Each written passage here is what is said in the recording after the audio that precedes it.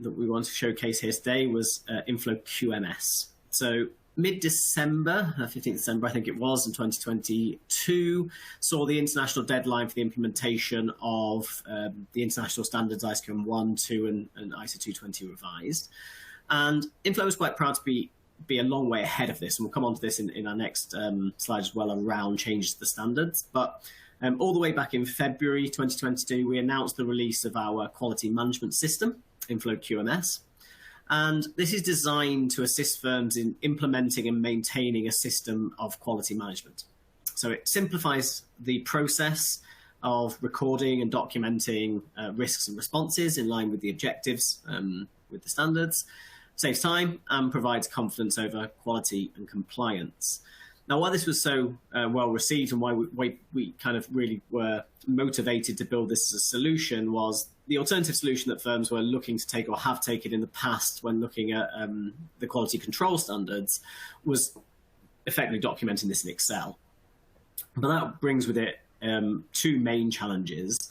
One, which is the consideration of many-to-many relationships. So having lots of objectives documented within the standards, lots of risks that are caused by not meeting those objectives, and lots of responses to meet those risks. Each of those layers between risks, responses, and objectives all have a many-to-many relationship, which is quite difficult to manage it through the use of Excel only. And what becomes even more tricky once it's implemented is the monitoring of that system over time. So recording changes to risks, changes to responses, findings and remediations to those findings over time, and ensuring that that's all understood internally, but also is available for any kind of external regulator or external review that might happen as well, is a difficult challenge. So we're quite, again, very proud to be able to respond to the needs of the profession here. And in fact, it's been so kind of favourably viewed by accounting bodies worldwide that you can see on there. Later in the year, in November, we announced with CANS, the Chartered Accountants of Australia and New Zealand, a direct partnership to support the CANS members in their adoption of Inflo QMS.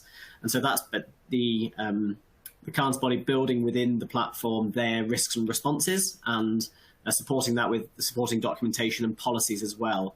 And so that's something that's available specifically in one region, but it is something we're continuing to have discussions with across the globe with other accounting bodies. And so something you may hear more about in early 2023 as well.